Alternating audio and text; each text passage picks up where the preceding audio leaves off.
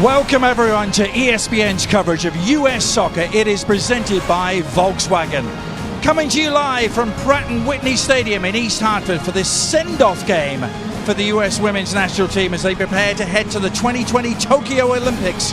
Today, hosting Mexico as we welcome you into the commentary booth. I'm Adrian Healy with the US Soccer Hall of Famer, Julie Foudy. Welcome on board, everyone. Julie, you've been in this position before on the cusp of a big international tournament. What's the most important thing for the US players tonight? Well, first of all, you've got excitement oozing out of you. It's like, oh my gosh, let's get this party started. But they're also thinking details. It's all down. The devil's in the details. Fine-tuning, polishing, making sure they're paying attention to the smallest of things and taking care of those things. And chemistry and confidence. This is their chance. They finally have that Olympic roster set. And lastly, in the back of your mind is that slight reminder, like, stay healthy. Stay healthy and get to Tokyo. Players are on their way out. Big crowd, festive atmosphere, looking to give them the right send-out. Walking out with today's US national team captain is Champ, a custom telepresence robot created by VW. Champ is revolutionizing the player honoree experience by providing virtual access for children who are otherwise unable to participate in person due to challenging circumstances or hardships. Volkswagen and US Soccer share a goal to help drive access and inclusivity in the sport, and this program epitomizes what it truly means to drive bigger. And a huge shout out to today's honoree, Chisi from Gardena, California. Chisi's 8 years old and a huge fan of the women's national team. We are honored to have Chisi join us today, thanks to Champ, giving fans like her this amazing experience, even from miles away. The countdown to kick-off will continue here for the send-off series with the two national anthems, beginning with the Mexican national anthem. Ladies and gentlemen, please rise and remove your hats for the playing of the national anthem of Mexico.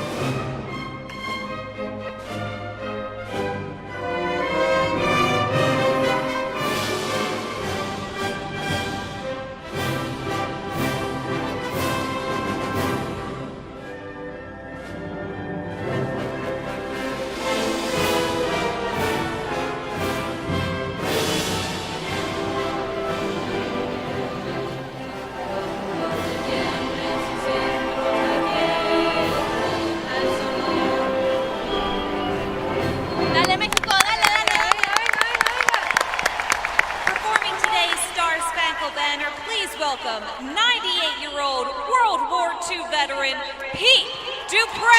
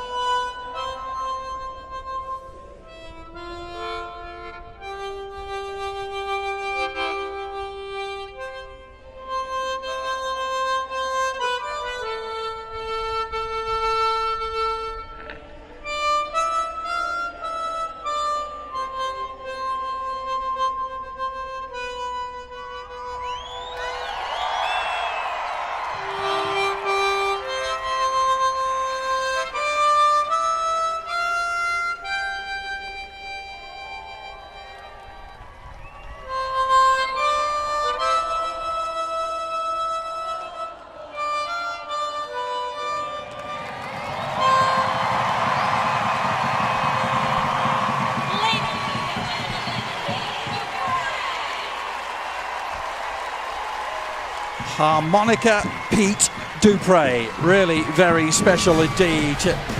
It is the send-off for the US Women's National Team, the team news, and the first half kickoff just around the corner.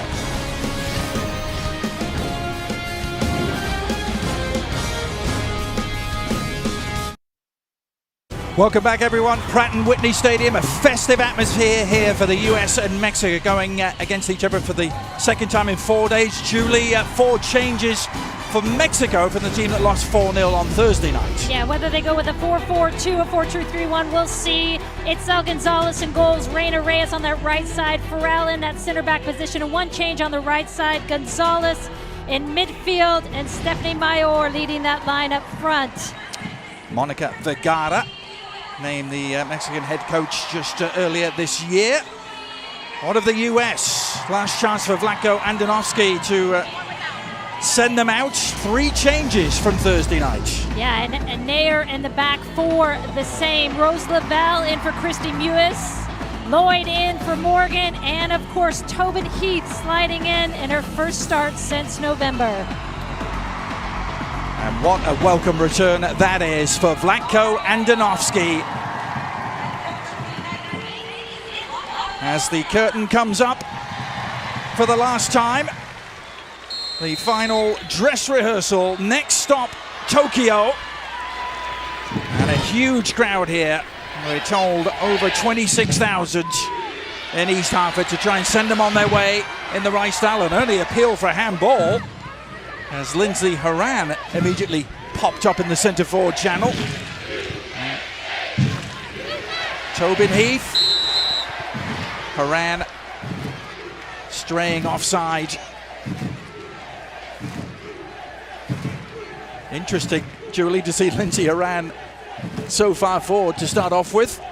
Vlatko Andonovski talking about one of the details he wanted to get to in this game is trying different scenarios. So in this first 5 to 10 minutes, going into a 3-3-4, really attacking, sending Horan into a double 9 position. It looks like she's the one who's going to go up front. Donna's going to pop into midfield, as you see her there. And this is the scenario as if they're a goal down. Goal down with like 5 minutes to play, wasn't it? Exactly. It's almost practicing an emergency situation early on, and why not? Perfect opportunity to do so. Crystal Dunn, you mentioned her, Julie, playing a little further forward in this setup. Of course, is very much the starting left back. Here's Maria Sanchez trying to make waves for Mexico. And you noted, Julie, they did give the US some problems on Thursday night down this side of the field. Yeah, Maria Sanchez in particular, Lopez as well from that left back position already.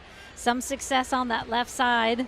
We'll be paying attention to that. And especially as they're in this opened up scenario, really pushing high, trying to pretend, because this is the time to do it, where you have to polish all these scenarios out there, have another at the end of the game as if they're holding on to a 1-0 lead. But here they're pretending like they're trying to get a goal back.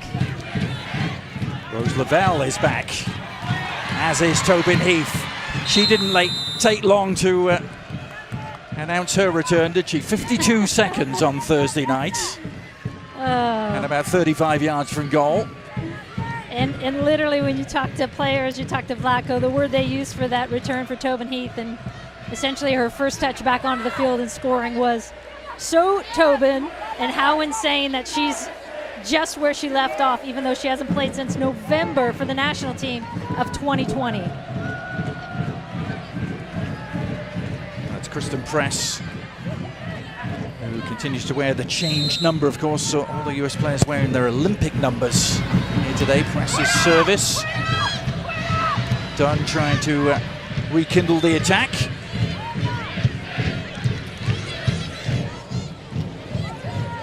Becky Sauerbrand able to reset for Dunn. And now Tobin Heath popping up on the left-hand side. Lindsay Horan is still up there as a centre forward. Little chip over the top. And this could be interesting. Stephanie Mayor, the most experienced player for the Mexicans, cutting inside, trying to get on the left foot. And it's Alyssa Mayer, the Connecticut native, who has to make the first save of the game. And this is exactly the challenge that USWNT wants to see how the U.S. is going to handle, because of course when you're pressing in that scenario of 3-3-4, you leave yourself a little bit exposed in the back for those type of situations, and how the U.S. is going to handle them as well. Stephanie Mayor, 86 caps and 15 goals, scored a goal 10 years ago at the 2011 World Cup. But it's generally a very young Mexican team. Mayor is one of the main exceptions to that rule.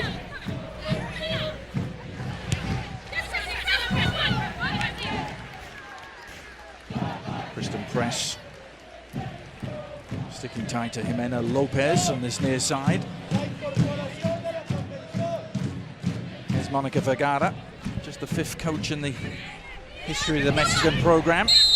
And the first woman was Leonardo Cuellar, who was in charge for close to 20 years.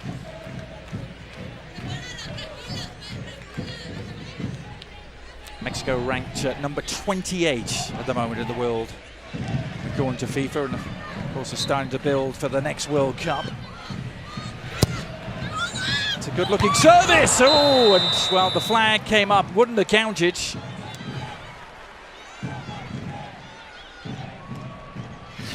Such a high line for the United States. You can see how high they are. Staying to that line is sometimes hard, well offside. But there is that tendency when you're that high to want to drop early, and you keep everyone onside. Good job by the United States holding that line. Well, they had to exhibit some patience here on Thursday night. First 15-20 minutes certainly didn't go all the US's way. But now here's Lindsey Horan! Well, that's the way! No patience required, 4 days on. Lift off for Lindsey Horan, and the big crowd here getting exactly what they came for.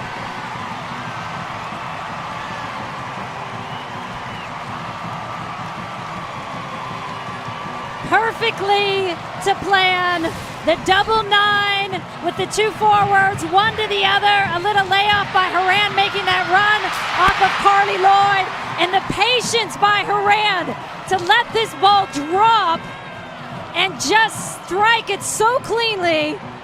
What a great finish.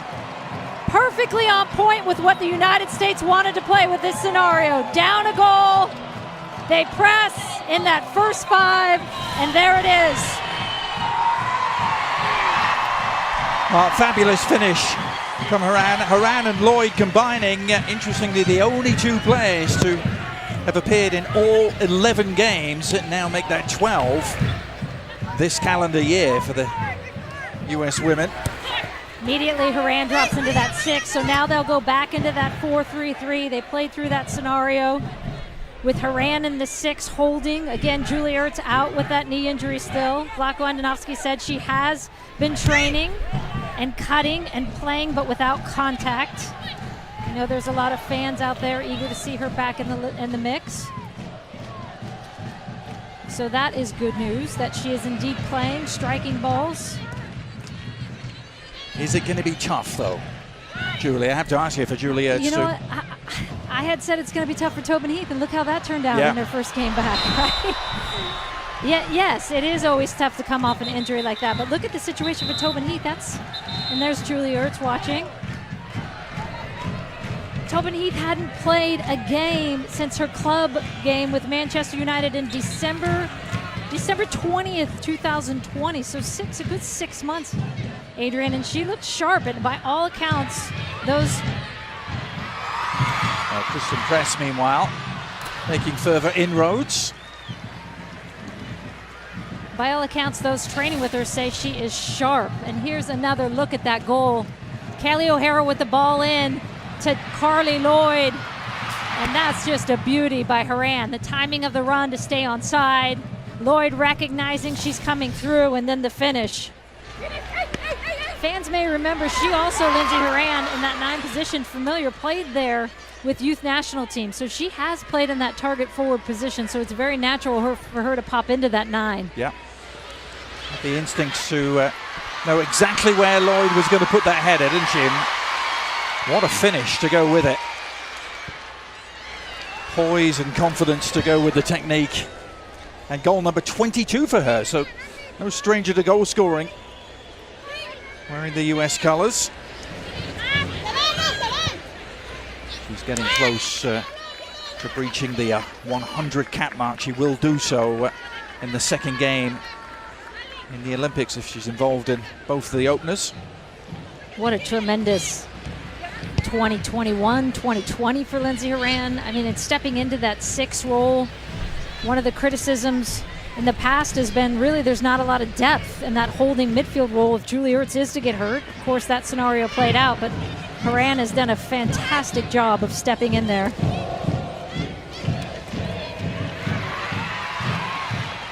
It's Nancy Antonio stepping in there for Mexico to try and win the ball back. Goalkeeper is Itzel Gonzalez, a change for them from Thursday night.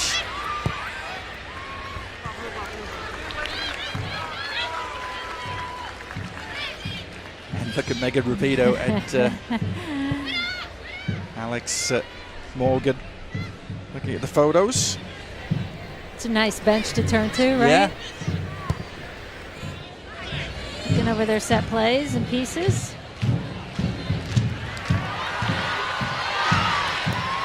Crystal Dunn exciting the crowd with her wing play and getting the cross in. Rose Lavelle was, I think, the intended target there. It's Horan who picks it up. Nice layoff from Mewis. Back to Dunn. And the diving header! Well, it's already showtime for the Stars and Stripes. Carly Lloyd. She can't stop scoring, and neither can the US.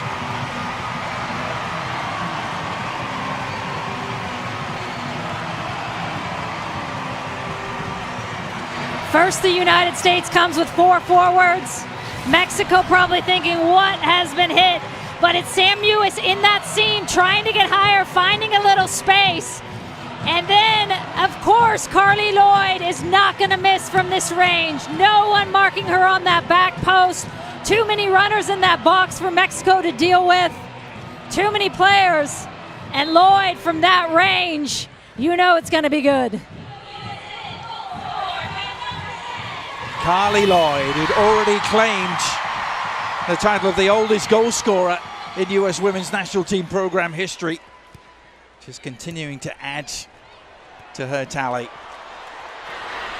And really looking sharp and in the mood now. Tobin Heath's pass is a delight, and Press has made it 3. And already the US in steamroller mode. Not sure it's going to count. Actually see the flag come up, but referee coming across to have a word.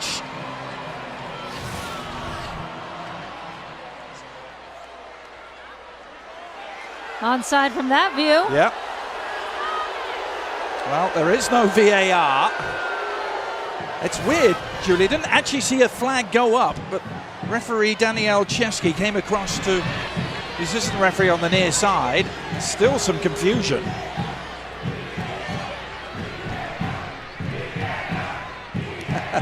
Of course, the crowd are chanting VAR, but that is suddenly everyone wants VAR after all the complaints.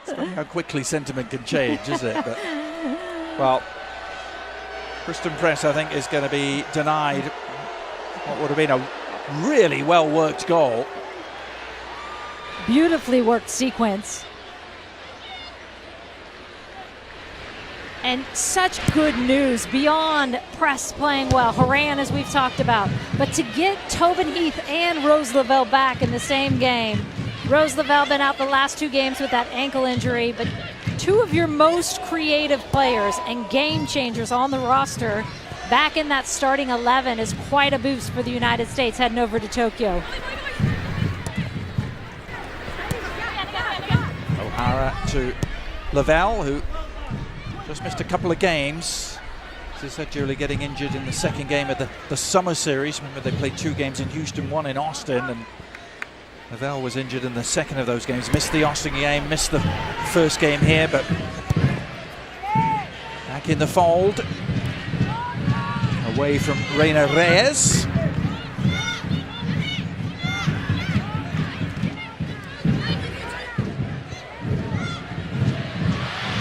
Press anticipating, couldn't quite corral the ball effectively. And now Sanchez. Palacios to Nancy Antonio as Mexico try and build down the right. A lot of US collegiate products sprinkled throughout the Mexican national team squad. And a lot of youth as well. Average age of the Mexican roster, 23 years old. Average age for the US roster, 30.8 years old. Oldest player on Mexico, 29-year-old Bianca Sierra. Half of the US women's team is older than Bianca Sierra. Yeah, it's quite the disparity, isn't it? As Bernal wins that for La Tri. I think you said earlier, Adrian, Monica Vergara, their first female head coach for Mexico. Yeah. It's a good run from Maria Sanchez. A no-nonsense challenge from Kelly O'Hara, though. Vergara, the coach of many youth national teams with Mexico. And so bringing that youth into this full squad as well. Yeah, they've missed out on the Olympics. They've missed out on their third consecutive major tournament. It was a long reach there for Carly Lloyd. She couldn't quite get on the end of it. What a great first 15, though, for the United States. Dunn so active on that left side. That ball into Carly Lloyd was the second goal. Trying to find her in the seam here again.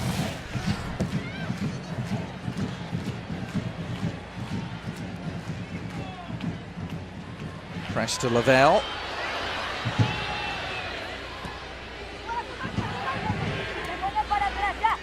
US to O'Hara.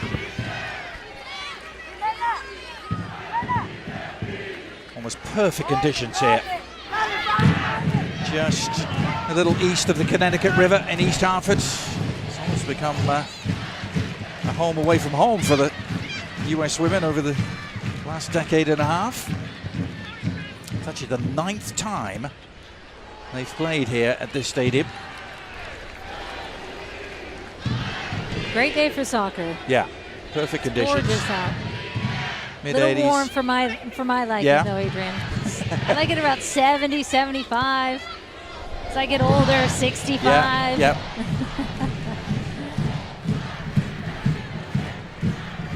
Well, we are lucky enough to have the perfect vantage point. A little cooler up on high here, looking down at. Yeah, so nice just to be in the stadium with fans calling a game live. Ah, beautiful. We believe those fans are going to smash the attendance record here tonight for the US women's game. Told to expect north of 26,000.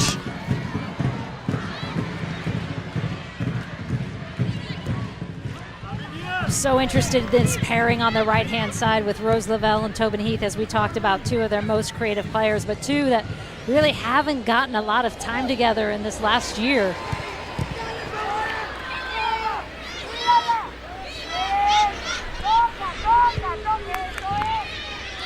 Lavelle. And Lopez able to retrieve for Mexico. There's Rose Lavelle again.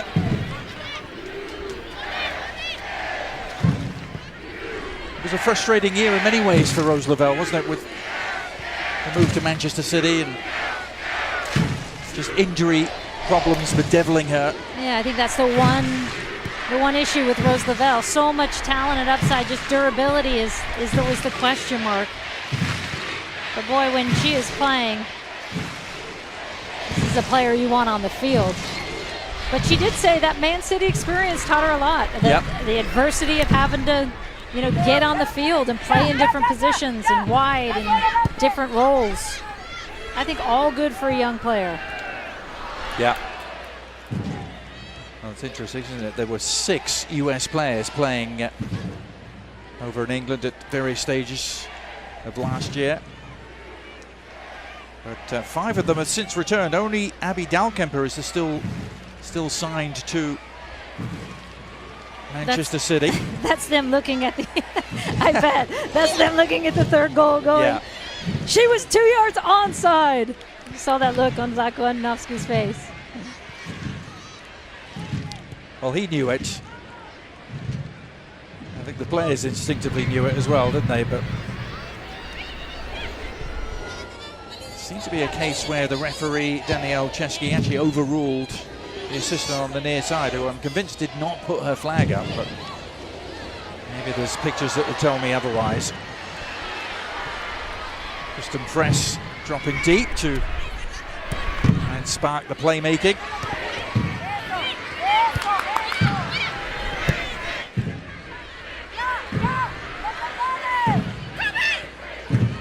Tobin Heath on the cusp of what will be her 4th Olympics for her and Carly Lloyd. They both started their Olympic journey in 2008. It's a lovely through ball to Tobin Heath, and it was a fair challenge, deemed to be so by referee Danielle Chesky, as Heath was sent sprawling. Jocelyn Otterhell. Again, Sam Mewis in that little seam, finding the thread ball. Clearly a penalty kick from that angle. Yes, there's another missed call. They're seeing it on the replay screen here in the stadium. So possibly 4-0.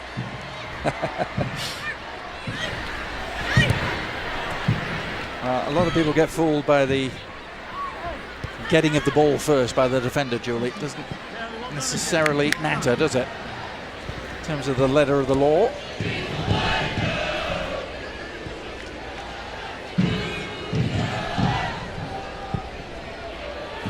Dalkemper, ambitious long ball.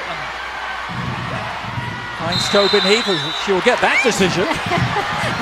You know what she's going to be saying to her right now. You call that one, huh? Tobin very active and sharp with her runs. Constantly looking to get in behind, stretching that back line.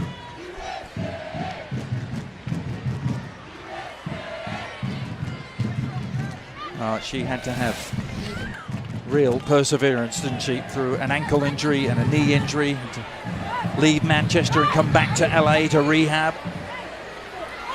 So there was a moment of grieving where she thought there was no way she was going to make it. Yeah, and understandably so. I mean, we'll talk about it after this. And it comes, only half away, and well, goalkeeper Itzel Gonzalez redeemed herself with a splendid save. Her first punch only as far as Lavelle, was almost punished. Couldn't get enough on it with the punch, puts it down to Lavelle. But Gonzalez does get back across to make that good save.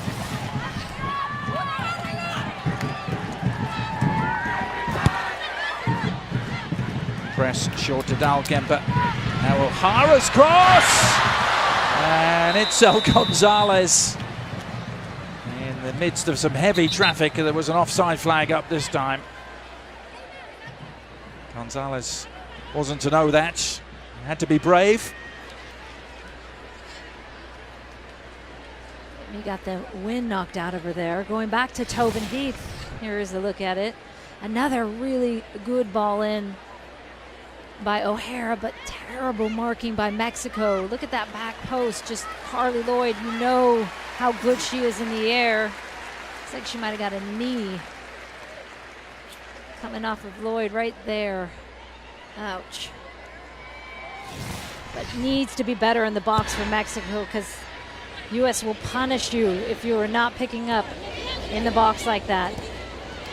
Going back to Tobin, it's interesting. I talked to her on the third, and the first thing she said is, I feel really good. I want to make as many mistakes as possible in the next 3 weeks. Yeah, love that. Get all your mistakes out now. Yeah. It's like perfectly Tobin. I want to make as many mistakes as possible. And she said it was so hard because I did grieve thinking I wasn't going to get back. And then I thought, I'm going to commit everything, every second, check every box, leave no stone unturned in getting back. And again, by all accounts, Rock and players, she is fit, she looks great, and she's feeling great, most importantly. Carly Lloyd trying to get there. And it needed more diligent defensive work from Ottahel. We've reached the Euro 2020 semis. Tomorrow we'll have the first game between Italy and Spain. Wednesday, England takes on Denmark. Our coverage of both starting at 2:30 Eastern, 11:30 Pacific on ESPN. Also available on the app.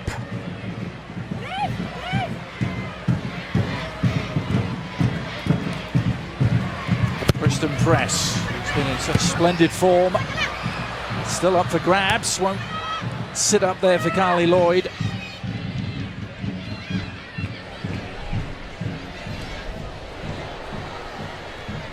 Crystal Dunn back to take control of the situation.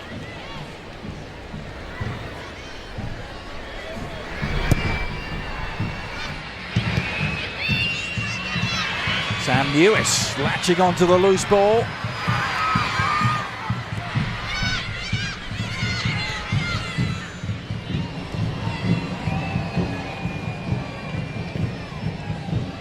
Dalkemper to Kelly O'Hara.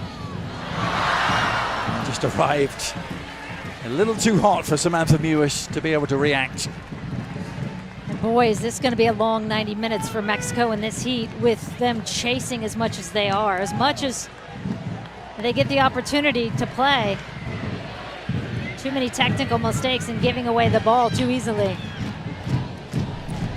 And you just saw a little look there at what is lying in wait for them as well. The likes of Megan Rapinoe and Alex Morgan warming up.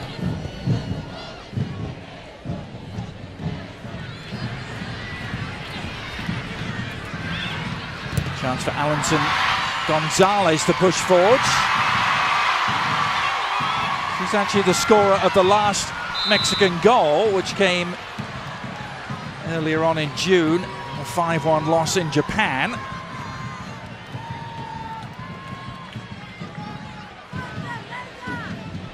Gonzalez is only 19. She's part of an under-17 squad for Monica Vergara, who perhaps Mexico's best ever moments. Yeah. Made an under-17 World Cup final, didn't they, in Uruguay? Yeah, lost to Spain 2-1. 4 of those players Vergara brought up to this roster.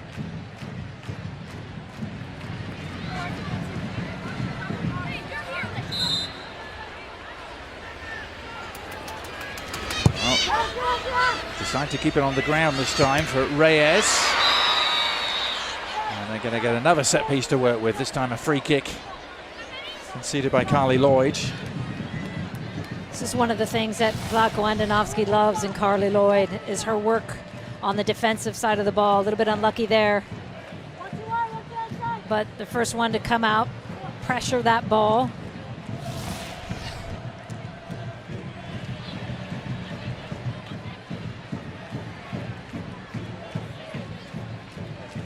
So Alyssa Naya will dial up a 4 in the wall.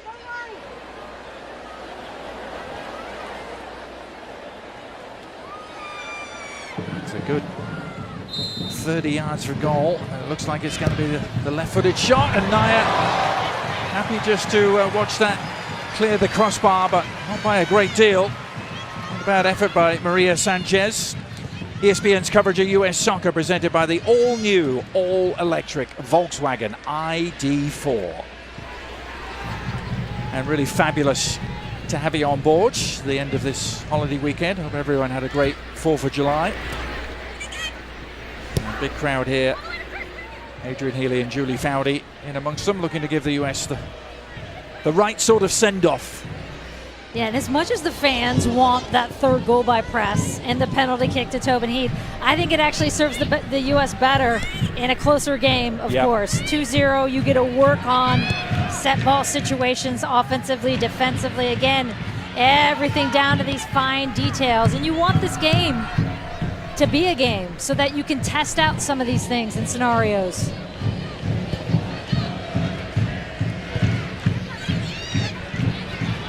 First game at the Olympics, just 16 days away. That's nicely worked. Sam Mewis had opened up for the shot. Just leading back a little. Right idea all around, and great ball movement by the United States. Crisp little sharp passes and angles. And you can see what Sam Mewis is trying to do. Just didn't pull it off technically.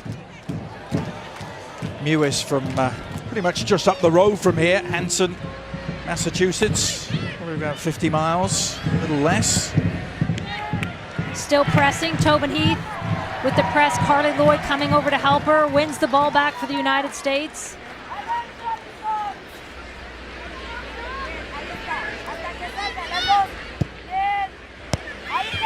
O'Hara.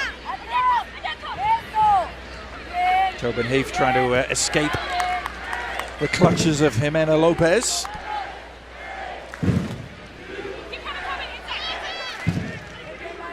And something else she said in your interview with her, Julie, stood out, the fact that she knows what is required to play in a big tournament. Just knew what it was going to take as it sits up again for Mewis. Because the physical challenge of playing in an Olympics is, what, it's 6 games in 17 days, isn't it? Yeah, 6 games in 17 days. 2 days off in between all games only, except for that final. And there is Sam Mewis's sister, Christy Mewis, 30-year-old older sister, lone player on this 18-player roster that didn't play in the 2019 Women's World Cup. And what a year she has had with her Houston Dash in WSL. Yeah, and for her to make the Olympic roster is such the feel-good story.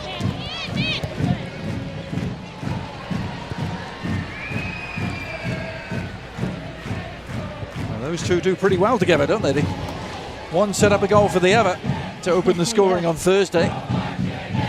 First sister-to-sister combo. That was a nice one to see.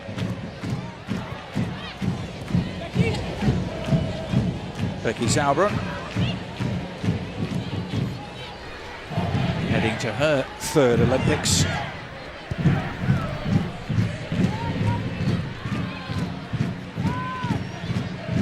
It's always interesting to hear Becky talk about Vlatko Andonovski because there's such a long connection to the US coach, played for him at club level too.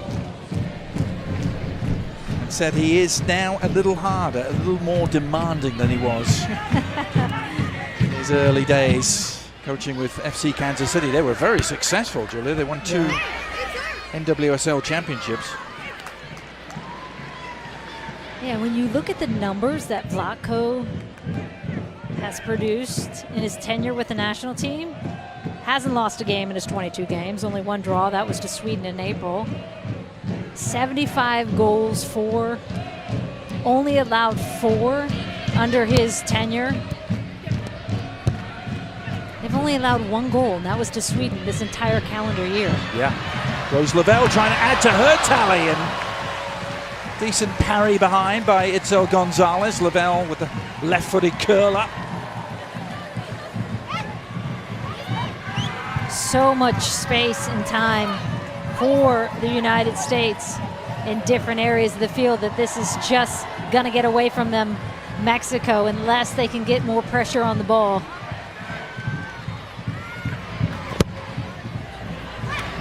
Press with the corner.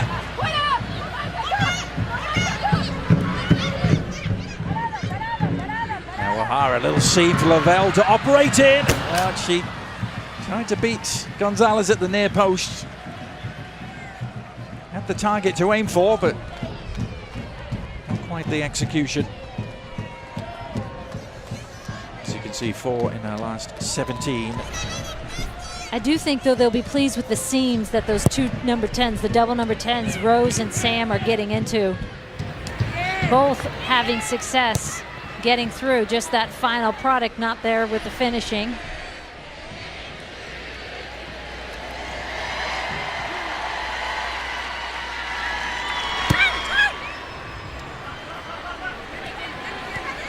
Rose Lavelle is now with OL Reign in the NWSL.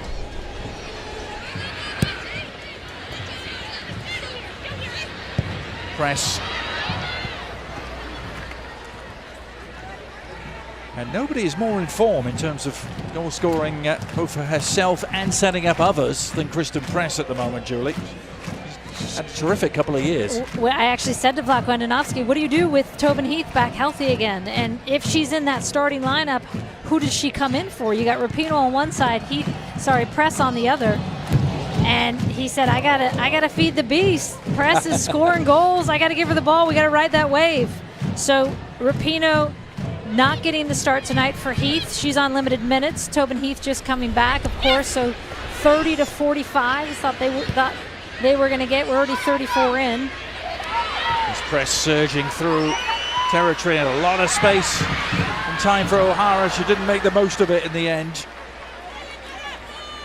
Press again involved in everything. Now then, Euro 2020 will reach a conclusion on Sunday. We will have the final. Remember, it's the winner of Italy-Spain taking on the winner of England-Denmark. All games at Wembley Stadium from here on in. Sunday at 3 Eastern, noon Pacific on ESPN and the app. That's a good takeaway by Stephanie Mayor, who's on her way. Palacios in support. And now Gonzalez, back to Mayor. Good turn. And a follow-up shot which deflects comfortably. Right at Alyssa Naya. And those are going to be the looks that Mexico's getting. Regaining possession in the counter.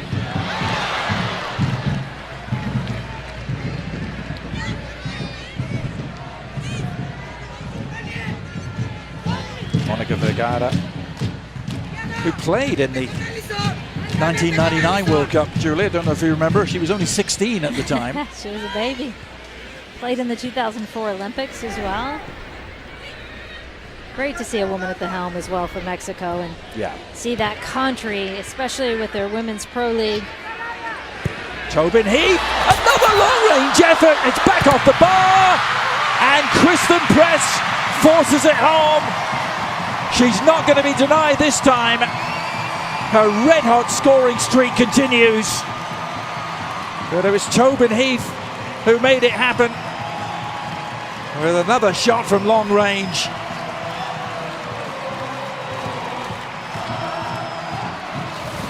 About the distance she was out when she scored that goal on the first in her game back against Mexico.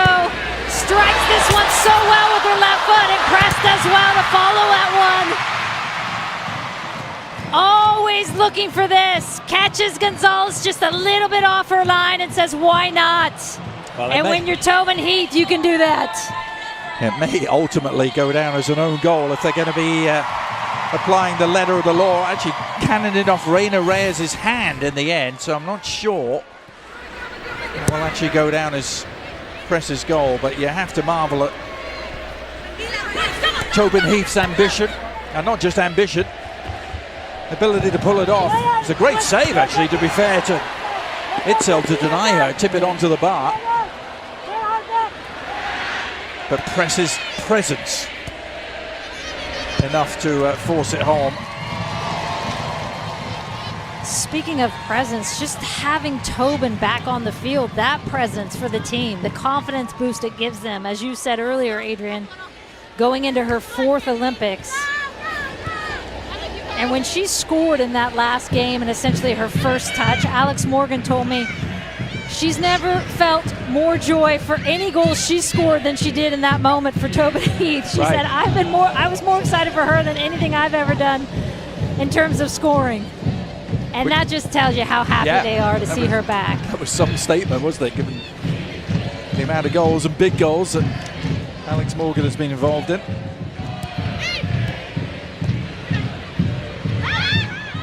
Now, stealing it away is Mewis and Tobin Heath. There it is. She is back with a vengeance. Calm as you like with the left-footed finish. And here you just see a tired Mexico team in their second game in 5 days in the heat. Mewis picking up that ball and so unselfishly playing it and laying it off. She could have taken herself. Draws 2-3 defenders, and Tobin Heath's so pretty with that left foot. Doesn't need a lot of power, just needs to place it into the side netting. Well, only took her 52 seconds on Thursday. Took her a little longer tonight, 39 minutes. But it is goal number 35 for her.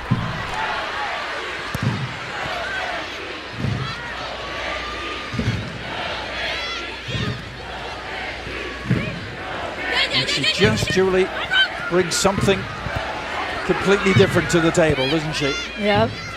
And the thing that you always are wondering after that much time off is just the movement, the sharpness. And to see her this sharp, mind you, this isn't an Olympic caliber team they're playing right now. Mexico still growing and still building with a young squad out there. But look at that strike. She knows, I don't need to hit it with a lot of pace. I'm just going to place this gently into that left side.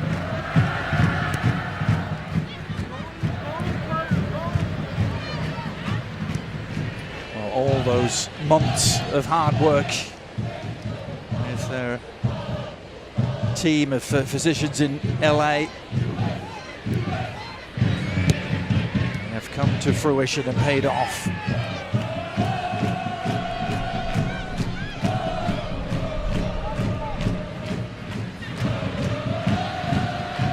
Done, prepared to chase it down.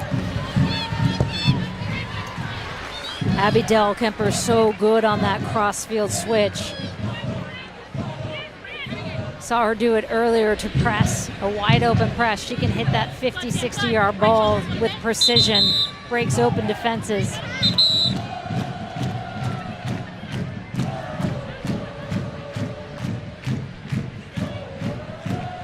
Certainly pinpoint passing from Dahlkemper, who's in a break between the summer series and this send-off series. Most players went back to their clubs. Of course, she didn't have a club to go back to, so she's in Austin with Aaron Schoenfeld and was training with the Austin Academy team.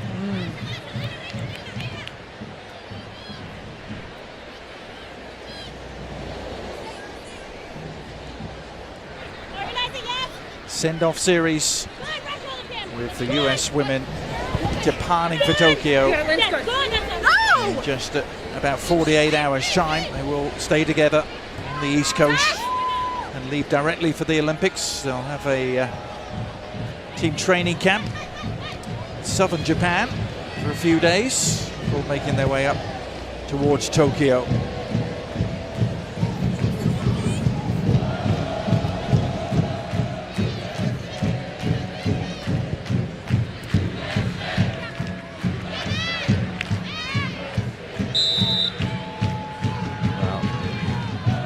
Foul eventually given against Lindsay Horan. Coming up at the halftime interval, our halftime report, we'll look at the US Olympic roster. Julie had a chance to talk to Vlatko Andonovski as well, and we'll break down all the first half highlights.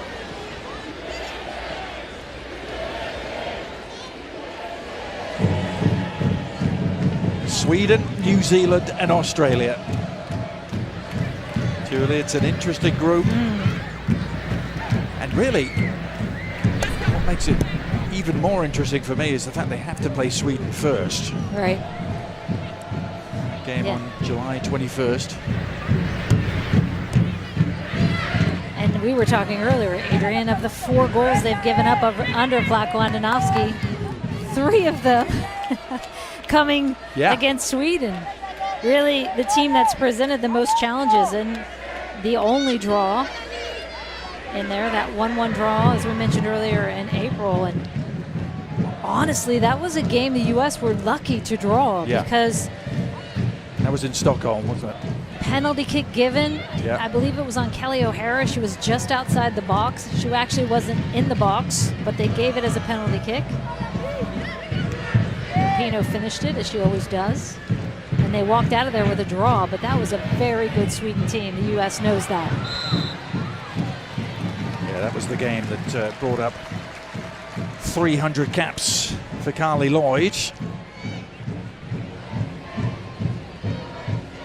Carly Lloyd amongst the goal scorers here in this first half. On top of that, you have the 2016 residual effect of Sweden knocking them out of the Olympics, something that's not easy to swallow to this day for many of them. Yeah, that exit via a penalty shootout in the quarterfinals in Rio.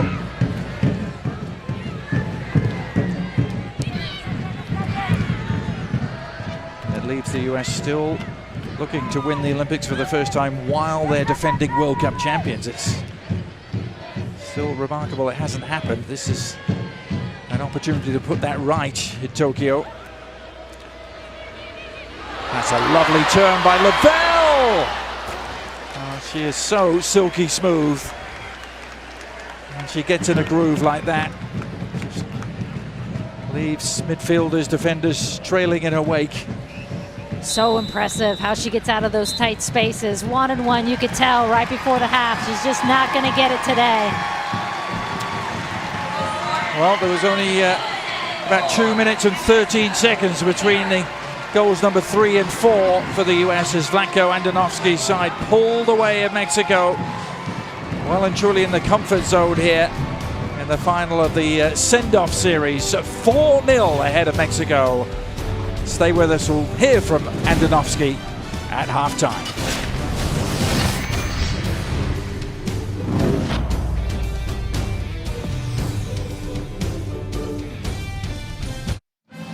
Welcome back, everyone.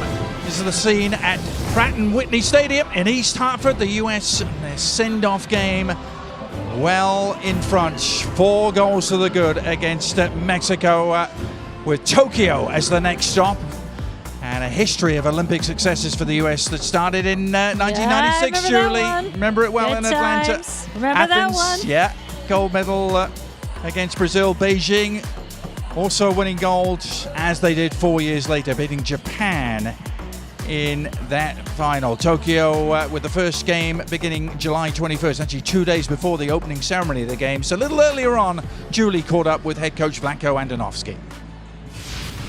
Vlatko, the success of the U.S. women at the Olympics is well documented. And with that success, of course, comes a lot of expectations. What is the pressure like for you heading into your first major tournament? Obviously, we know what the expectations are for this team, and I knew it coming into this job. And the expectations are not different than playing the game tonight or the very first game that I had. Every time we step on the field, we're expected to win. We're expected to win in a good fashion, and I don't think these expectations will change even in times after me. And when you have that first game, though, with the Olympics is against Sweden, the only team that has drawn against the United States in your 22-game tenure, what emotions will be running going into that game, given they are the team that, of course, knocked the U.S. out of the Olympics in 2016?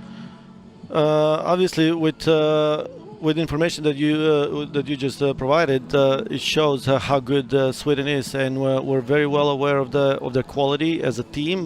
We know what it means to face them in the first game, and we'll do anything possible to overcome the challenge and set the pace for the rest of the Olympics.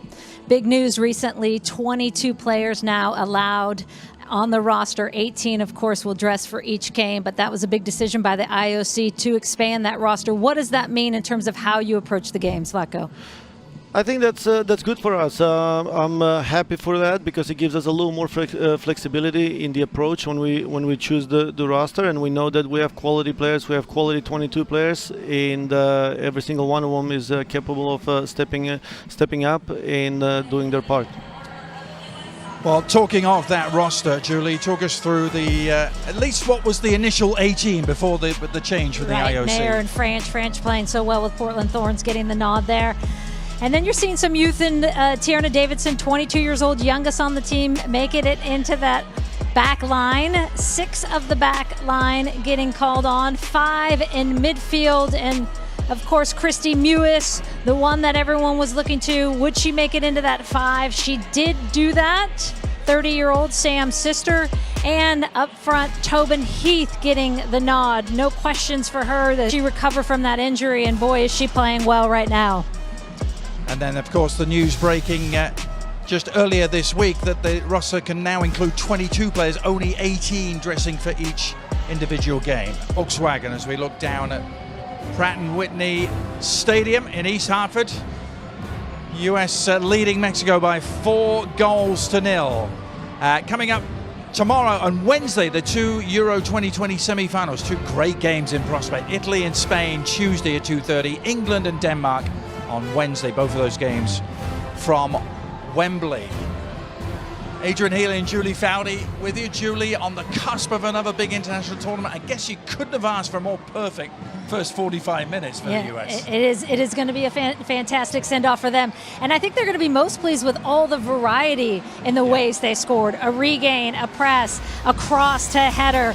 You know, Carly Lloyd finding Lindsay Horan on this first one. And this is when they were playing with that double 9, pressing 3-3-4, perfectly positioned in that opening 5 minutes to score, and then done on the left side, finding a wide open Carly Lloyd on the back post. And here's the press, they win it, they get it back. Mewis with the sequence, and you want it on the foot of this player, Tobin Heath, because good things happen. Press there for the putback, that actually comes off of Reyes for the own goal, a little bit unlucky for press.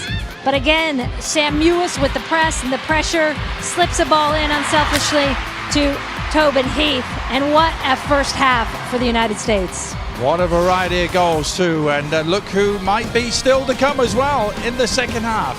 We'll be right back.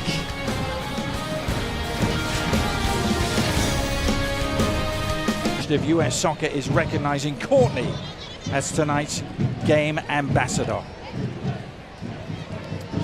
She's also very much part of our ESPN family and works just Way to go, Courtney! 15 miles down the road in Bristol, place where you've been a lot recently, Julie. Been enjoying your work on Euro 2020. Thank you, lots of fun. A couple of big days still to come.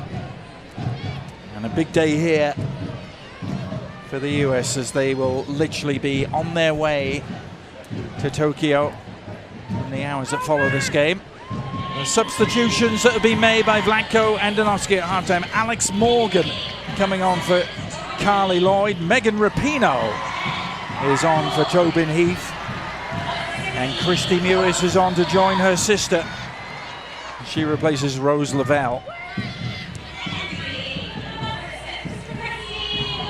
Again, the embarrassment of riches that is the United States women's national team in terms of the depth of this team will be their greatest strength, I think, going into this Olympics with the tightened timeline, the heat and humidity.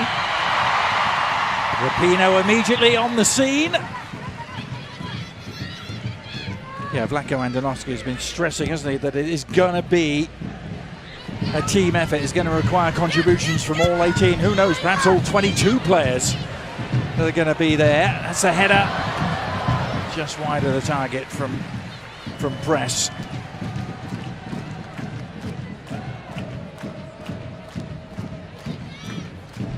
One of his interesting conundrums, how to manage this squad, how to keep everyone happy. Some big names, Julie, some big personalities. Yeah, but I also think with that experience, you realize, you know, for a Megan Rapinoe in her mid-30s, you don't want to be playing 6 games, 90 minutes. Right. As much as you want to be helping the team, that you know that's not realistic. So I do think that with that experience comes some wisdom of, okay, I'm going to have my role to play and I'm going to get my minutes. Yeah, Blanco saying if we're going to win it, we win it together. They know it's a grind. Everyone is going to have a role. And I think he said it was actually the selection of the 4 alternates that proved to be the biggest headache. And I'm sure they had in mind the fact that that ruling was probably going to change. Yeah. Must have had an inkling. Here's Rapinoe. And of course she will want to make her mark on the Tokyo Olympics after her experience in Rio. Remember, she was the one trying to recover from an injury 5 years ago, and Jill Ellis brought her, and it didn't really work out positively for the US. No, had to bring her back out after subbing her in. You know, that was recovering from an ACL with a tight turn. I do think that year off with COVID actually helped, even though obviously you get a 39-year-old Carly Lloyd going into the Olympics. I think Carly Lloyd would even argue, I think it helped her because they feel more rested. Yeah. It's a tight turn, as we all know, going from World Cups, especially when you win it, to the Olympics the very next year. There's no rest or recovery, and you're not just physically fatigued, you're mentally exhausted. That gives, of course, Alex Morgan a chance to be very much involved. She's out there now, looking to score what would be her 4th goal as a mother. The Olympics happened a year ago, Julie. Not even Morgan would have been able to make it, I don't think. No, that would have been very tight. Although, as I've learned, never bet against these women. No, never bet against them. Seemingly never was. She's been in fantastic form domestically with her club side, the Orlando Pride. She was the NCWL Player of the Month in May, Alex Morgan.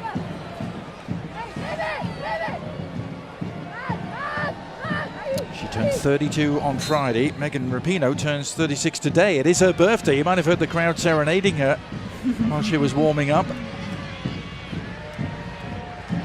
And she produced a present. Oh, it wasn't that far away. Wasn't that far away at all. Oh, she was thinking, can I just get enough on this to sneak it up and over? Almost did just that.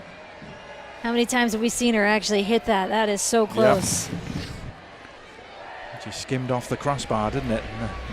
Enough to prompt the happy birthday serenading to start up again.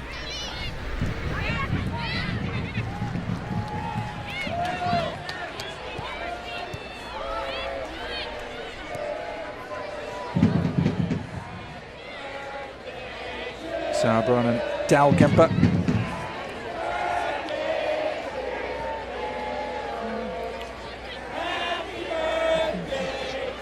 As if on cue, right. Adrian. They must have heard you in the stadium. Well, meanwhile, it's Mayor trying to orchestrate a counterattack for Mexico.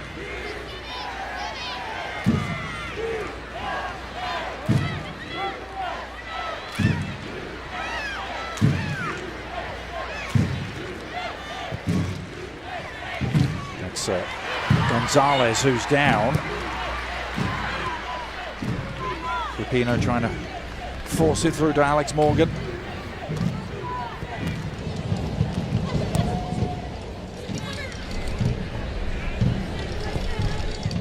As I mentioned, the 9th time the US women have been here in East Hartford since it opened up in the early 2000s. There's actually only 3 stadiums in the country they've been to more in the intervening years, which many would find a little surprising, but Carson in LA and Houston and Frisco in Texas. The only stadiums this team has played more in over the last decade and a half. It's a big crowd that has responded to them coming, playing for the 2nd time in 4 nights against the same opponents. Same scoreline as it stands at the moment. Mexico, through the industry of Maria Sanchez, have earned a corner. Sanchez, graduate, Santa Clara University. Also got a brief spell with the Dash Red Stars, and she has been the one that has most impressed me in this series. Yeah, most of the good work for Latry has come down their left, hasn't it? That's where they have the corner now. And an open header. That was Rebecca Bernal. Couldn't keep it down. Talked about Alex being a mum and the goal she scored as a mum. There's Charlie. Look at Charlie. Her daughter, so cute. Just over a year old now, born May the 7th last year. So that's how much the extra year has helped Alex Morgan out. No family allowed in Tokyo, and so they got a chance, not all family, but a lot of them here cheering them on this send-off, and it's their last chance to see him before they take off. That's got to be so weird for the players. Yeah. That's such a huge boost when you're gone for a month, just even if it's, 20 minutes after a game, an hour after a game. Understandable, but it's going to be a lot different over there with minimal fans as well. Yeah, no family members, foreign spectators excluded completely from Tokyo, and even limits on domestic crowds.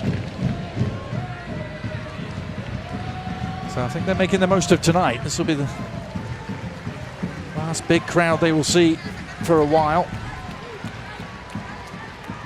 And that's what everyone wants. All eyes on that prize.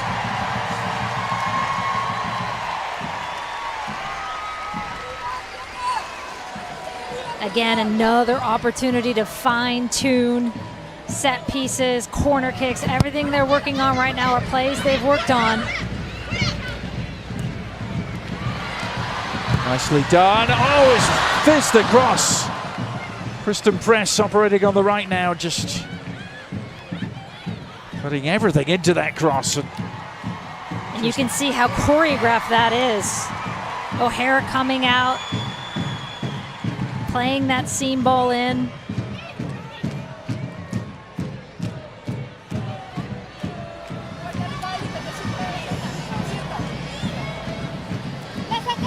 Now it's Rapinoe looking to provide the service near post.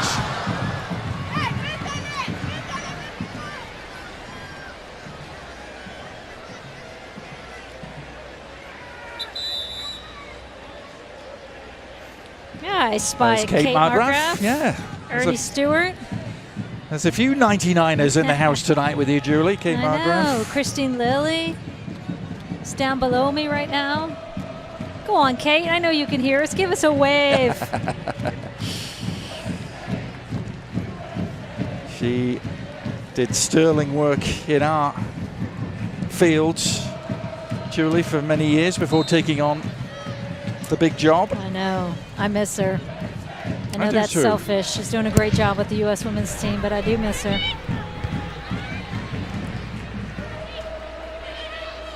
A couple of substitutions while we're looking at those two. For Mexico, as the shot is relatively comfortable for Gonzalez.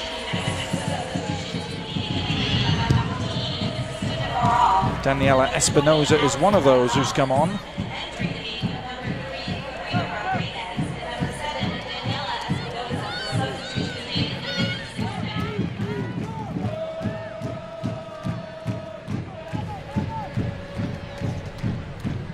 Karina Rodriguez is the other, so a change at centre back. Mexico, another with US collegiate ties. Karina Rodriguez from UCLA, actually played for the US at youth levels, U17 and U20, before she made the switch. Great career at UCLA. Fun to watch.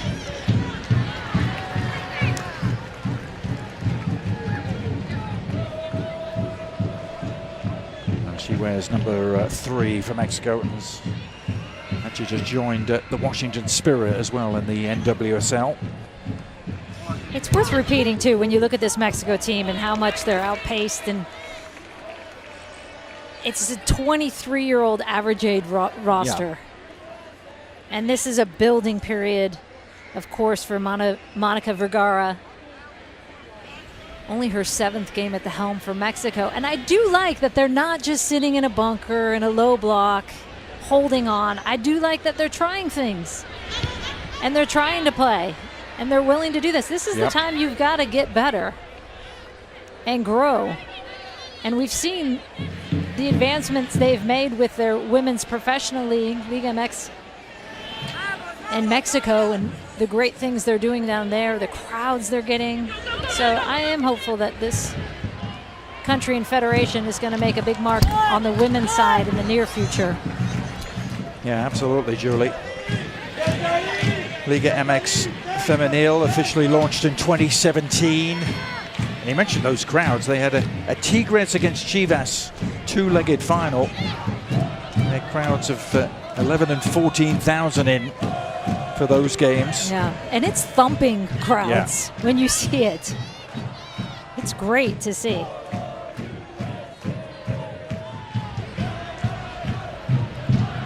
Yeah, for them, it's all about the next World Cup 2023, at which CONCACAF will have 4 spots.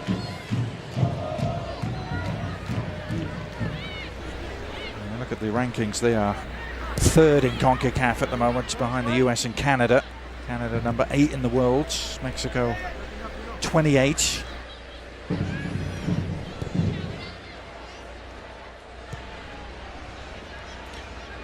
talking of those rankings, to go back to the Olympics, Julie, what the US won't have are the likes of France and Germany to face. Talking of the top teams in the world. It's crazy, isn't it? Yeah. There's a fairly spicy challenge from Reina Reyes, who has a yellow card to go with her own goal in the first half. I think that's a little frustration, yes. And really unnecessary, given the magnitude of this game right before they leave. Yeah, it's Christy Mewis who is on the receiving end.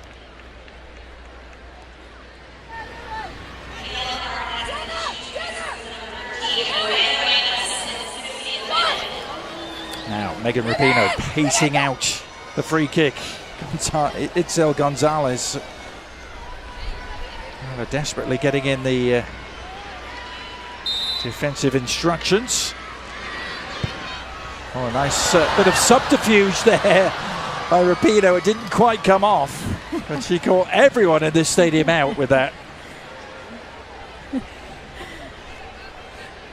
You can hear her laughing. Laughing is permitted with the Julie Foudy look at that podcast. Timing. That's so good. Season 5 already, Julie? How does that happen? How have we got to season 5? I know. We're on hiatus in between, but season 5 is in the books. Check it out. It's good stuff. Yeah. Those two laughing at each other was just made my night, because Becky Sauerbrunn was creeping on that near side. Going, come on now, play me the ball in. And Pino did, in fact, just a little too hard for Becky's pace. Just to go back to that podcast, how many guests, Julie? We do 10 a season. Yeah. So we're in our 5th season, so we've had over 50 guests, all women. I'm sorry, Adrian, we haven't had you or a man on yet. But we will one day. Who knows? Will we? Maybe not. Who needs the men? Don't need us to laugh. What am I saying? I don't care. You don't need us for laughter.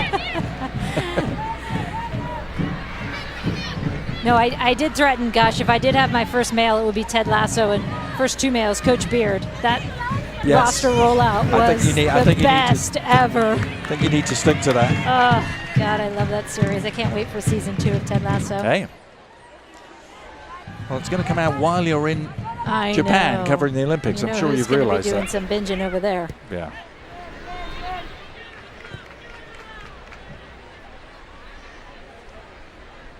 July 21st, the date for the US against Sweden. A lot of eyes will be on that game albeit at an early hour in the morning, given the time difference.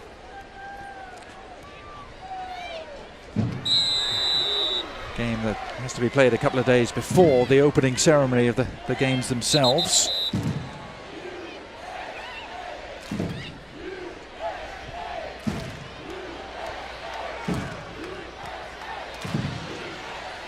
It's really interesting, Julie, comparing this squad and looking back to the one that went to Rio and fell in the quarterfinal stage in 2016.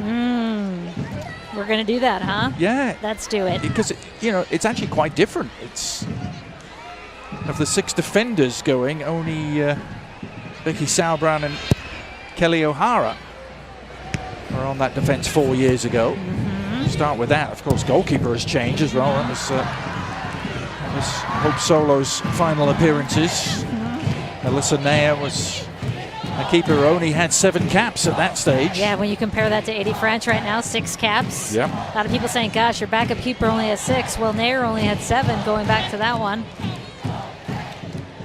Yeah, and you had Rapinoe in midfield, Tobin Heath in midfield. They were playing a 4-4-2.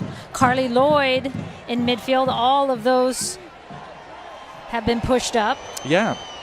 It's an interesting moving forward of various pieces. Julie Ertz went as a defender 5 years ago, will be going as a midfielder.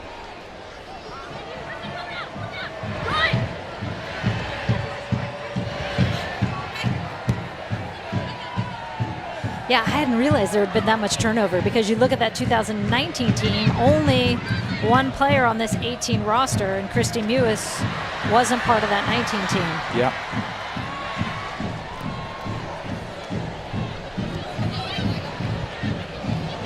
This is interesting though. Heath, as you say, Rapinoe and Lloyd all have moved further forward. That happens with age sometimes. Ertz was a center back. She's moved further forward.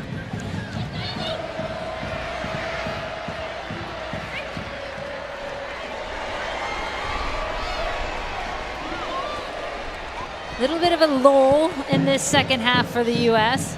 And I do think there's going to be moments, obviously pressing a lot in that first half defensively for the United States. I just think with the heat and humidity and 2 days rest in between games, you've got to pick your moments.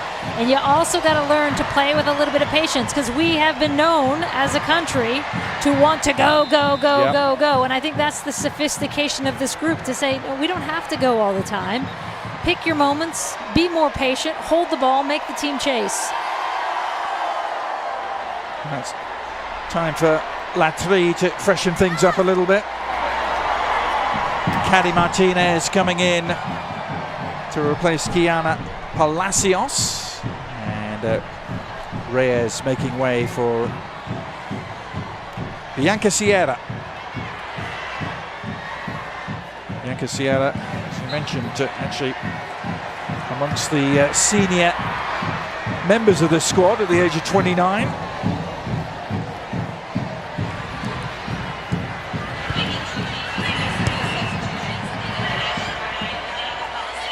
Mewis, lovely cut back for Rapinoe, and Sierra immediately involved. Applying the pressure on Rapinoe, but the cost of this corner. Looks like the offside flag had come up. And even though a little bit, as I was saying, a lull, you still have Alex Morgan and Megan Rapinoe and Press as your front three. They're going to want to get one in this half. They're not going to want to walk away from this second half with it still being 4-0.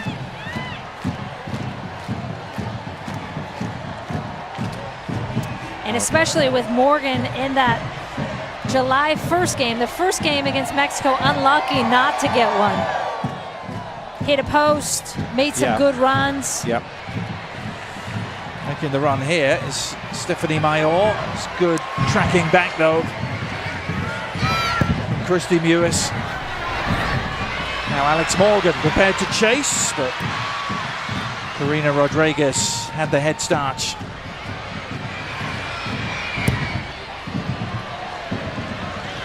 good pressure by Alex Morgan.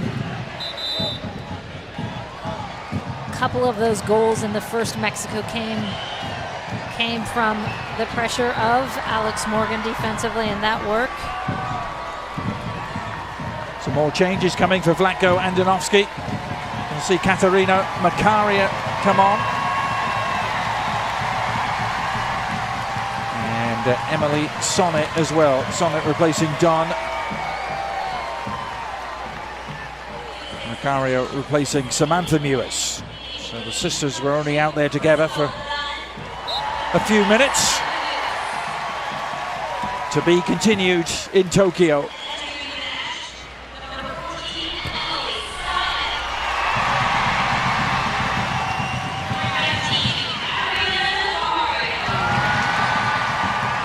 Rapinoe forced to go the long way around.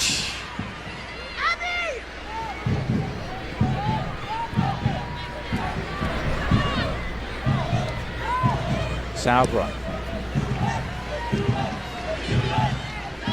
Oran delivering the cross.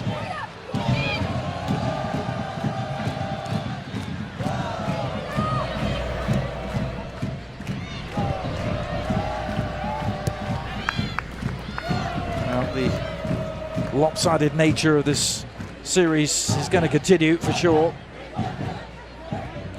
Yeah, and I also think one of the other scenarios that Vlatko wanted to get to is the, speaking of lopsided, 4-0 up, and he's going to drop into a 5-4-1 as if you're holding on to a 1-0 lead. And whether that's the last 5, the last 7 minutes, that's another scenario he wanted to work out. Started the game in that 3-3-4. Trying to replicate different scenarios that may crop up on the road through the Olympic tournament.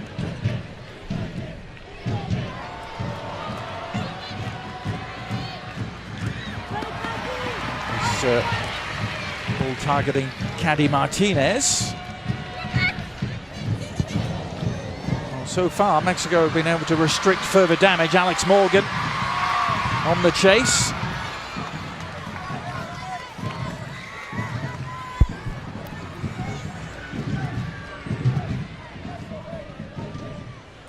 If you're Ted Lasso, Julie, you see that celebration Alex Morgan came up with in the NWSL. It was a Ted Lasso inspired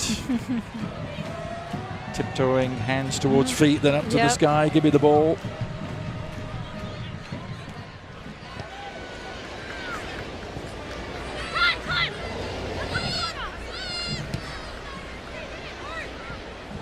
"20 minutes to go, still 4-0 as it was on Thursday night.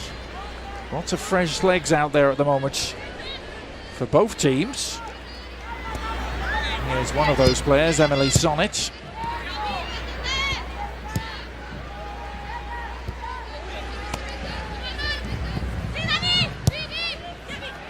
Worked it down the line for Rapinoe.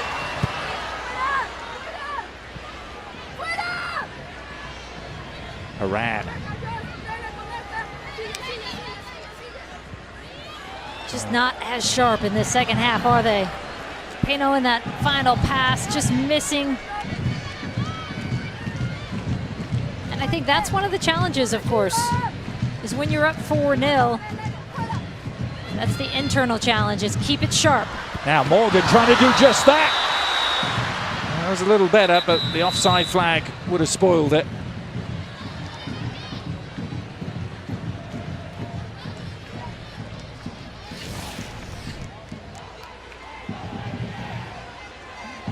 Just tiptoeing on that line. I think that's a good call. Yeah.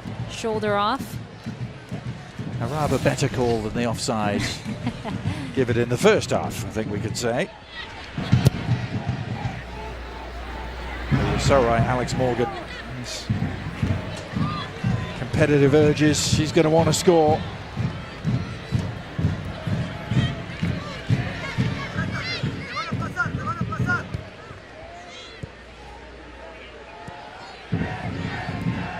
Katarina Makaria winning just her 7th cap.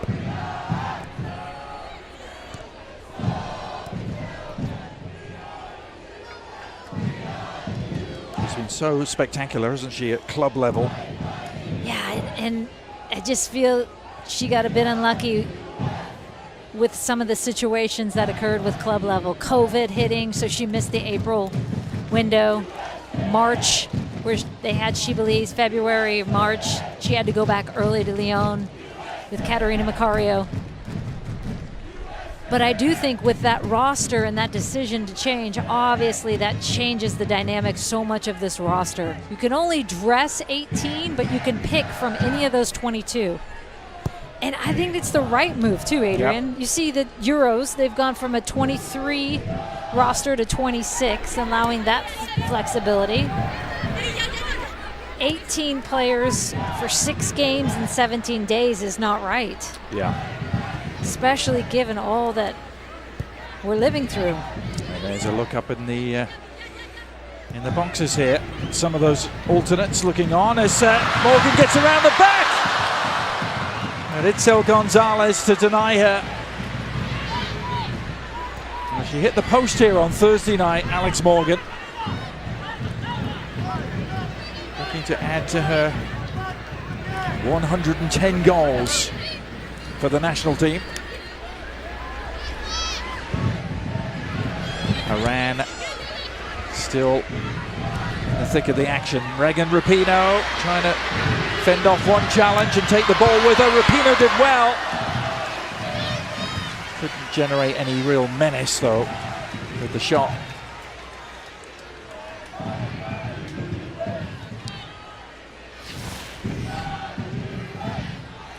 Fighting that player off. Almost catches one in between her legs, just not enough on it. Easy for Gonzalez in the end. Good save though on Alex Morgan, and Gonzalez coming off her line.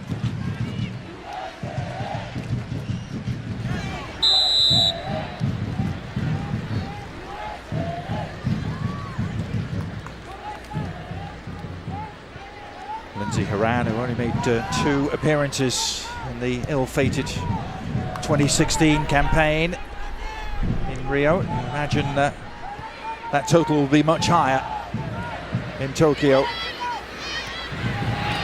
It's a lovely return pass from Rapinoe. Becky Sauerbrunn opening things up for Sonnet. Cross dealt with by Gonzalez. And then Rapinoe snapping in to win it back.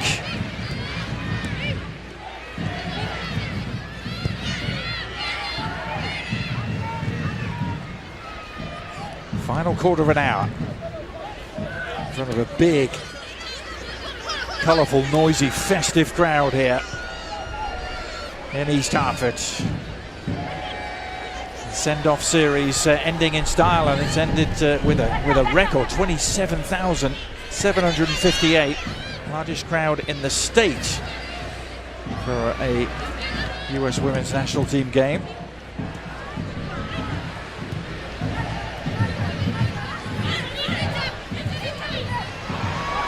Clever work from Sonnet.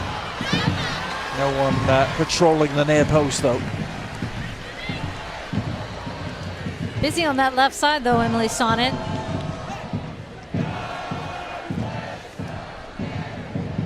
Yeah, really. Great footwork, tight control from the left back.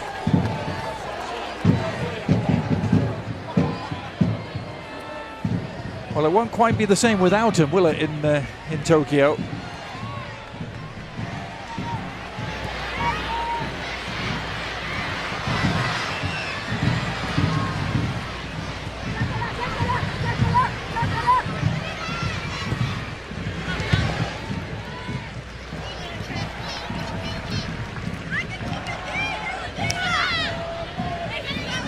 Kristen Press is still out there looking to continue her recent torrid run of both goals and assists.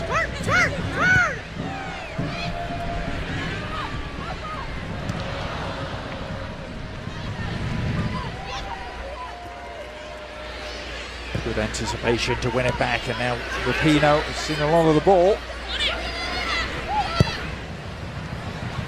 In towards Alex Morgan, who won the header in between 2 defenders.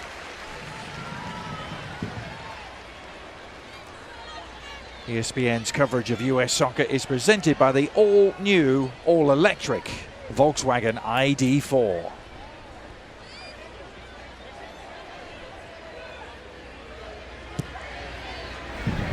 Adrian Healy, Julie Foudy with you.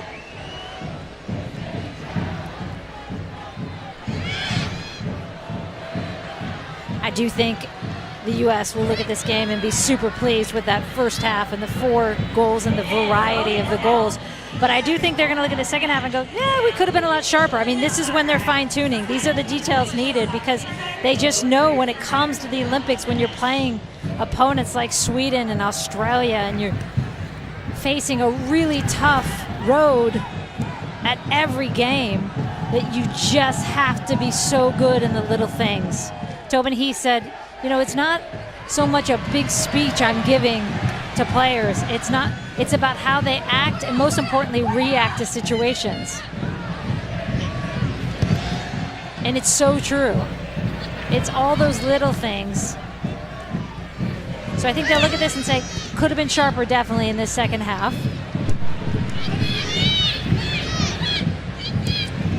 But as you mentioned, Julie, sometimes psychologically it's a tough thing to do when you're 4-0 up and exactly. Sailing.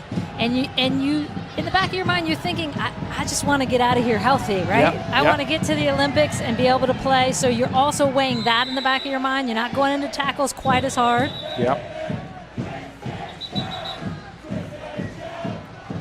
Well, there is going to be another switch, and it is Lindsey Horan who's never stopped running from the word go here today. Well, she opened the scoring with that beautifully taken volley. Limping off the field a little after that last challenge. See, she doesn't look happy about it as well. Yes. Challenge of the knee knocking variety, wouldn't it? Knee on knee.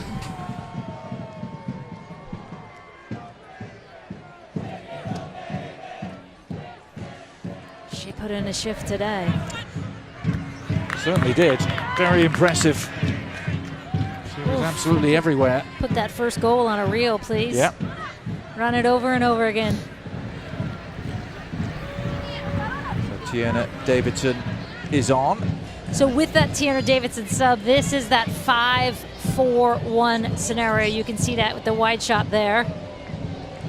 As if they're protecting a 1-goal lead with 10 minutes to go. This is the scenario Vlad Klandanovsky wants to play out. So those at home wondering why in the heck is he going to a 5-back? Now you know. Protecting, bunkering in and protecting that 4-0 lead. Well, they've got a corner to think about. Again, an opportunity to try and fine-tune. The little details that can make so much difference when it's all on the line.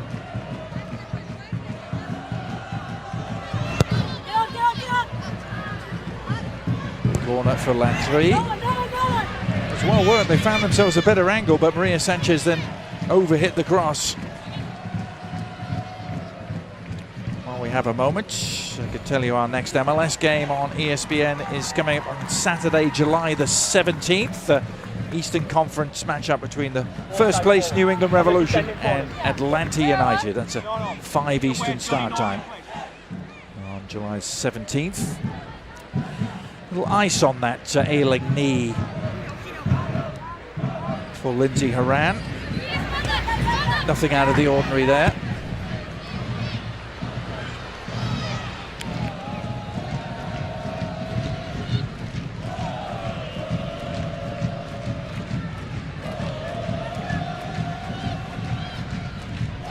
Pino dropping into midfield, press dropping in. Alex, the lone striker. I will say this has got to be really hard for the United States. 1, because it's 4-0. 2, because you have a team that's not going to be pressing forward for a goal. But 3, 5-4-1 is not a formation that the U.S. is really... It's not ingrained in our DNA to do this much. But obviously, it serves a point when you're trying to lock it in these final closing minutes if you were holding on to a tight lead in a tight game. Yeah, so take a picture of this. You may not see this too often, but it's by design. Vlatko Andonovski had it in mind to do just this, whatever the scoreline. I mean, the challenge when you sit into this 5-4-1 is you don't want to get yourself too deep and too conservative. And I'm sure this is something he will be working on as well, because then you get yourself in a world of hurt when teams are just coming down your throat over and over again.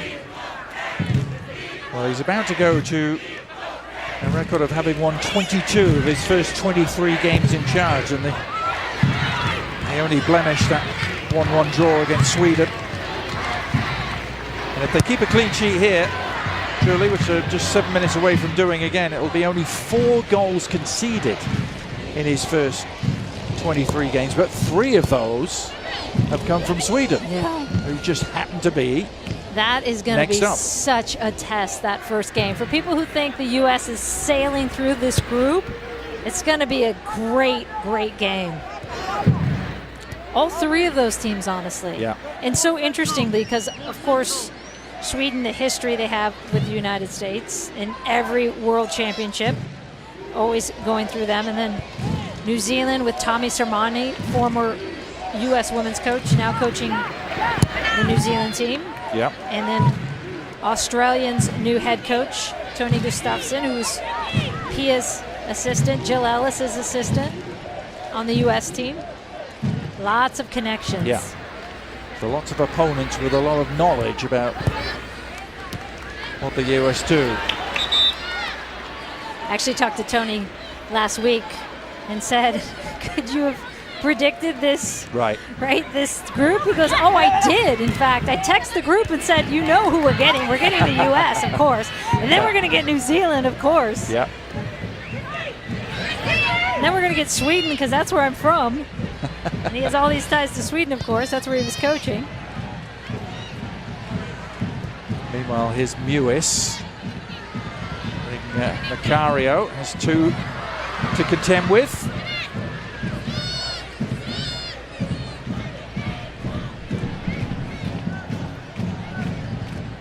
But it is just, you can't stress it enough how different it is. And Julie, you've gone through this as a player, how different an Olympic tournament is to a World Cup, how much more condensed the whole schedule is. What could be 6 games in 17 days, precious little downtime. And in some pretty trying conditions as well, you imagine. Yeah. I mean, you looked at the 2019 schedule. They had 3 or 4 days off between every game, and they were the last team to go out. Yeah. Of their group, so they had the least amount of rest, and they still had 3 or 4 between every game. So it is quite a difference, but they know this grind, these U.S. players.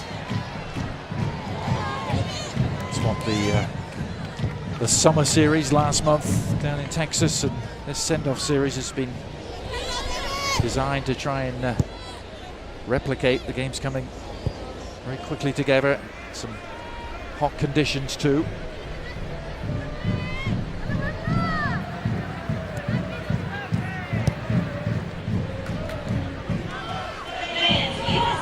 Five minutes to go. And Pratt and Whitney. And the official attendance is just being announced here.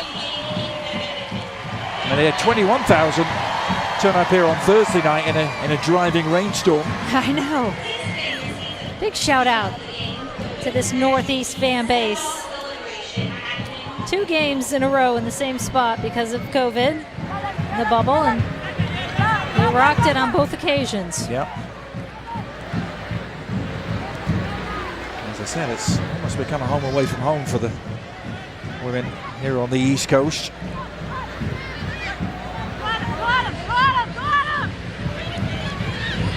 There's Macario.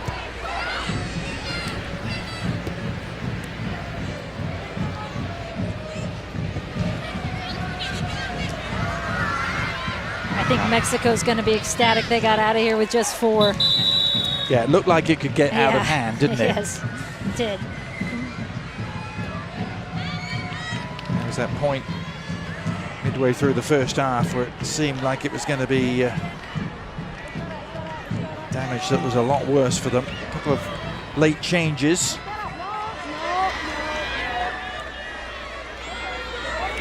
Dania Garcia coming on to place Nancy Antonio. And Dania Perez also into the fold. So many positives if you're this U.S. team to take away as you head over to Tokyo. Tobin Heath back in the mix after 6 months out. Alex Morgan playing really well, even though she didn't score a goal in these last 2 send-off games. Not yet. Christy Mewis sliding in. The depth of this team. The things they've been able to fine-tune in these last 5 games, including that summer series in the heat. A little dummy there from Mewis after great work from Sonnet again. Looking promising for Julie Ertz to be back in the mix soon. You got 45 minutes out of Heath and Rose Lavelle, 2 of your most creative players. So all these things, they're going to be tying together. Well, that's going to be really interesting to see how Vlatko handles the reintroduction of Julie Ertz.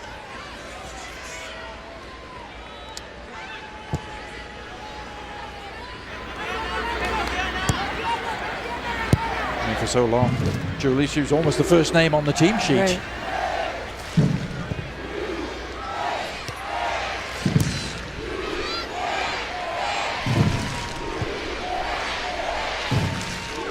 Dahlkemper.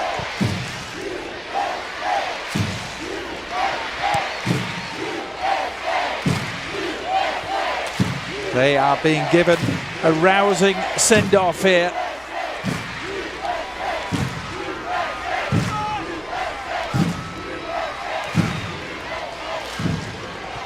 The Hartford crowd will be going home happy.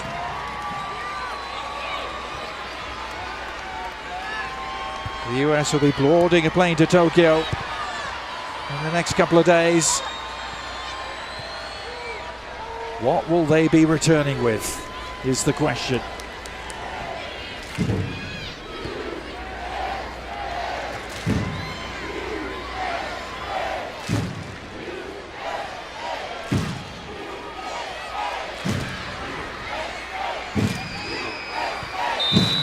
And there it is, right on 90 minutes.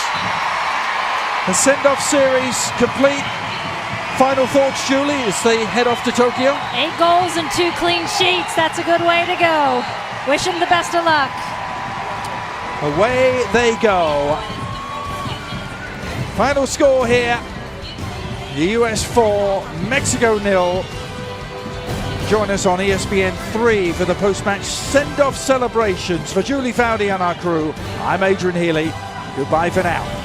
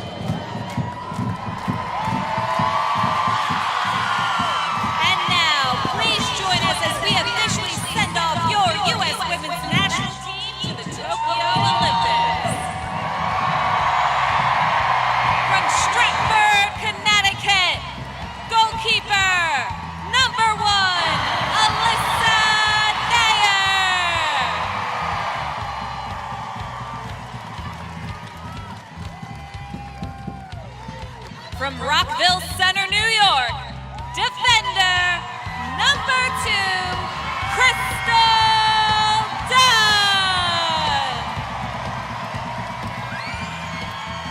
From Hanson, Massachusetts, midfielder number 3, Samantha Mewes.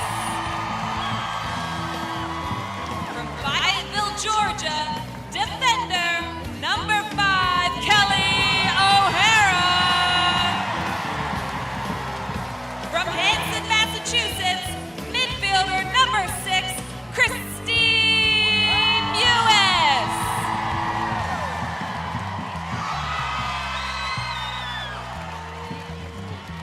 From Basking Ridge, New Jersey, forward number 7, Tobin Heath. From Mesa, Arizona, midfielder number 8, Julie Ertz. From Golden, Colorado, midfielder number 9, Lindsay Horan. From Delran, New Jersey, forward number 10, Carly Lloyd. From PV Estates, California, forward number 11, Kristen Press. From Menlo Park, California, defender number 12, Tierna Davidson. From Diamond Bar, California, forward number 13, Alex Morgan. From Marietta, Georgia, defender number 14, Emily Sonnet.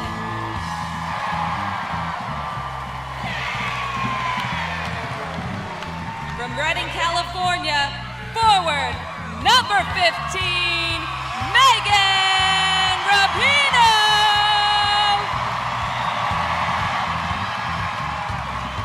From Cincinnati, Ohio, midfielder number 16, Rose Lavelle. From Menlo Park, California, defender number 17, Abby Dahlkemper. From Salina, Kansas, goalkeeper number 18, Adriana French. From San Diego, California, forward number 19, Katarina Macario. From Naperville, Illinois, defender number 20, Casey Kruger. From Fresno, California, forward number 21, Lynn Williams. From Kennesaw, Georgia, goalkeeper number 22, Jane Campbell. From St. Louis, Missouri, defender and your captain, number 4, Becky Sauerbrunn.